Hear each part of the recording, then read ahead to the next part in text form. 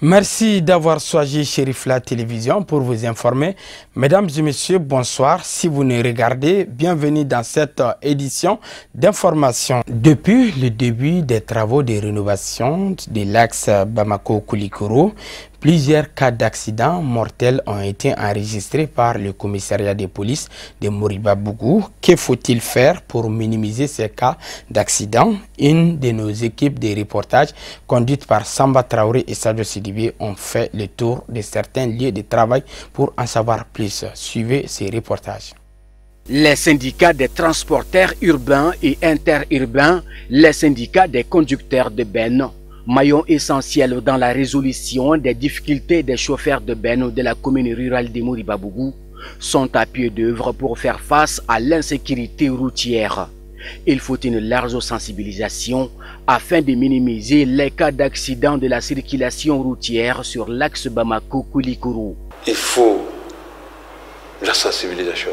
Si la sensibilisation peut nous amener à s'en sortir de ces horribles accidents que vous et nous observons chaque fois. Les bennes, c'est vrai, les bennes, mais regardez en face, regardez un tout petit peu, les Maliens tout court. Route Bamako-Koulikoro, c'est un joyau, il faut préserver. Mais les motocyclistes, les véhicules, les bennes, les remorques, il faut sensibiliser. La RN27 Bamako-Koulikoro ayant une distance d'environ 60 km a causé la mort d'une vingtaine de personnes. Depuis le début des travaux de rénovation jusqu'à ce jour, selon le commissaire principal de Moriba-Bougou.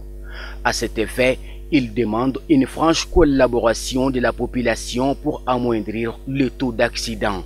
L'axe Bamako-Koulikoro est en pleine rénovation. Jadis, il y avait une route à double sens, mais compte tenu du développement de la cité, les autorités au plus haut niveau ont jugé nécessaire d'agrandir la route en 2 voies, qui est presque en fin de chantier.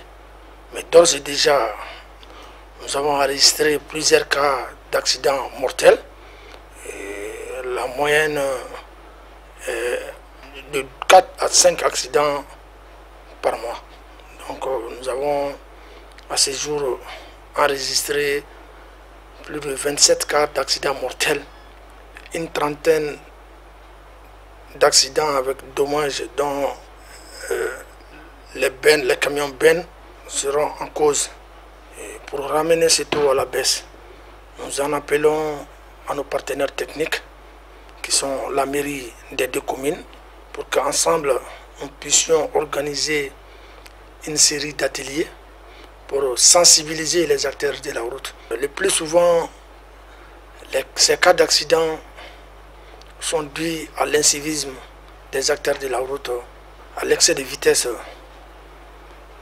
Vraiment, il y a lieu de prendre des dispositions pour ramener ce taux à la baisse. Même ce matin, je me suis déplacé avec mes éléments pour aller déguerpir les vendeurs ambulants, les vendeurs détaillants qui occupent anarchiquement les abords de la route RN27 au niveau du marché de Moriba-Bougou. Abordant dans le même sens, le maire de la commune rurale de Moriba-Bougou opte pour les mêmes solutions privilégiées en invitant les usagers à respecter les codes de la route. Nous tenons à vous remercier, vraiment la direction de TF Chérif-La pour cette information tant utile pour la population.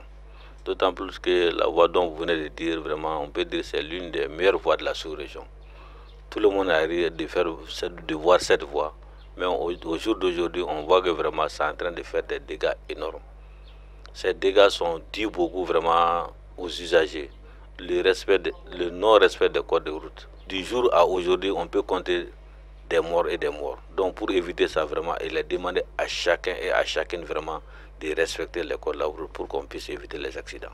Le commissariat de Moriba-Bougou, dans sa mission régalienne depuis son inauguration le 19 avril dernier, a renforcé son contingent pour assurer la protection des personnes et de leurs biens. Depuis l'ouverture de ce commissariat, le 19 du mois d'avril 2018, nous avons pris des dispositions pour intensifier les patrouilles des jours comme de nuit. L'appel que j'ai à lancer à la population, c'est de comprendre que la police est là pour sa population. Nous leur demandons de nous accompagner dans nos missions régaliennes. Notre présence à Moribabougou, c'est parce qu'il y a une population à sécuriser, c'est parce qu'il y a une population qui doit être sécurisée et leurs biens aussi doivent être sécurisés par la police. Au dire du commissaire principal de Moribabougou, plusieurs activités de sensibilisation sont prévues dans les jours à venir avec les syndicats des chauffeurs ainsi que la mairie. Actualité sous-régionale, la Guinée fête ce vendredi ses 60 ans d'accession à l'indépendance le 28 septembre 1958. Elle disait non à la communauté franco-africaine lors d'un référendum organisé par Paris dans ses colonies. Une date historique pour Conakry, mais aussi pour toute l'Afrique noire francophone. Pour plus de détails, suivant ce commentaire signé Al-Amidou Badini. C'est au cours d'un référendum organisé par la puissance coloniale française que les Guinéens ont dit non à la proposition du général de Gaulle de se maintenir dans une association politique avec Paris. Le vote du 28 septembre visait en fait à adopter la 5e constitution qui prévoyait la création de la communauté française regroupant la France et son empire colonial en remplacement de l'Union française. Ce refus d'il y a 60 ans constitue un moment fondateur de la République de Guinée puisqu'il a permis aux Guinéens de devenir la première colonie africaine française à recouvrer son indépendance dès 1958. C'est ce qui fait du 28 septembre une date historique non seulement pour Conakry, mais aussi pour toute l'Afrique. 2 ans avant, les Guinéens ont ouvert ce jour-là la voie aux indépendances en Afrique noire francophone. De fait, le nom du 28 septembre a été suivi de près par les populations des pays voisins. Commenté, envié, il a fait naître un immense espoir chez les intellectuels qui animaient le débat sur les indépendances. Tandis que Conakry accédait officiellement à l'indépendance le 2 octobre de la même année dans d'autres pays, les gens ont dit oui au projet d'une communauté franco-africaine sous pression ou par choix. Voyons à présent le tour d'horizon de l'actualité africaine et internationale en bref et en images commenté par Abdul Karim Sako.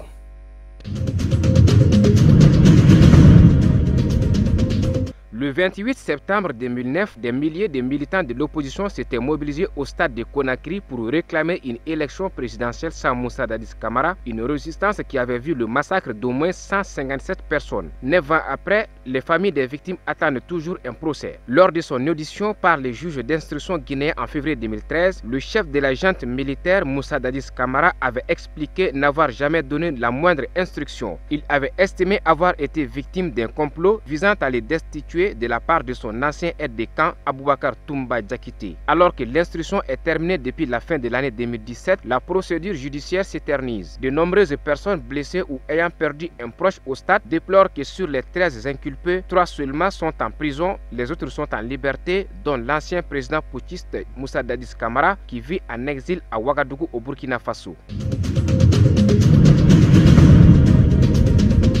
La justice camerounaise reconnaît l'entreprise Camrail, une filiale du groupe Bolloré, coupable d'homicide involontaire dans l'affaire de la catastrophe ferroviaire d'Ezeka. L'affaire remonte au 21 octobre 2016, quand le déraillement d'un train avait fait 79 morts et plusieurs centaines de blessés. L'entreprise Camrail a contesté la décision et évoque une absence d'expertise qualifiée. Le transporteur ferroviaire Camrail et 11 de ses employés ont été déclarés coupables d'homicide involontaire. Parmi les personnes ainsi sanctionnées par la justice, l'ancien directeur de l'entreprise, condamné à 6 mois de prison avec sursis pour homicide involontaire, le conducteur du train, aujourd'hui en fuite, a lui écopé de 5 ans de prison ferme. Les avocats des victimes ont, pour leur part, favorablement accueilli ce verdict saluant un jour historique. Le fils de l'ancien président angolais José Eduardo dos Santos, incarcéré lundi dans une prison de Luanda dans une affaire de détournement de fonds, a entamé une grève de la faim d'après une source pénitentiaire. Ancien patron du Fonds souverain angolais, José Filomeno dos Santos, 40 ans, a été placé en détention provisoire dans la prison de Sao Paulo sur ordre du parquet général du pays. Il a été inculpé en mars dernier de fraude, détournement de fonds, trafic d'influence, blanchiment d'argent et association criminelle pour avoir mis au point une gigantesque fraude qui aurait pu lui permettre de détourner avec plusieurs complices jusqu'à 1,5 milliard de dollars. La médiation pour une paix en Centrafrique relève de l'Union africaine, a déclaré jeudi le président centrafricain Faustin Archange Touadéra, jugeant que l'implication récente de la Russie dans des pourparlers avec des groupes armés n'avait qu'un but de facilitation. Lors d'une réunion tenue en marge de l'Assemblée générale de l'ONU, un appui fort a été donné à l'initiative africaine pour la paix et la réconciliation en République centrafricaine qui fédère toutes les initiatives et qui a le soutien du gouvernement et du peuple centrafricain, a-t-il dit à la presse. La Centrafrique qui se partage des groupes armés est embourbée dans un conflit meurtrier depuis 6 ans qui a déplacé plus d'un quart de ses 4,5 millions d'habitants.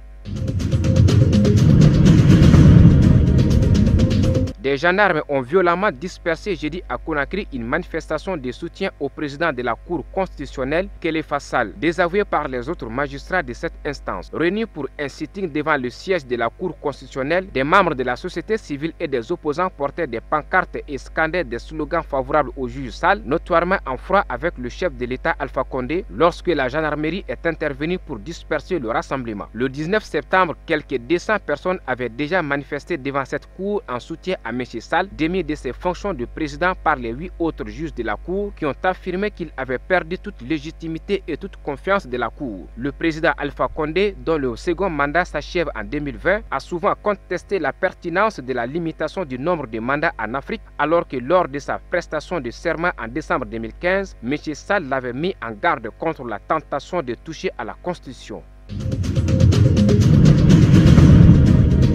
Voilà, c'est cette page de l'actualité internationale qui met fin à cette édition d'information qui a été préparée par l'ensemble de la rédaction. Merci à vous de l'avoir suivi. Les programmes continuent sur Chérif La Télévision. Au revoir.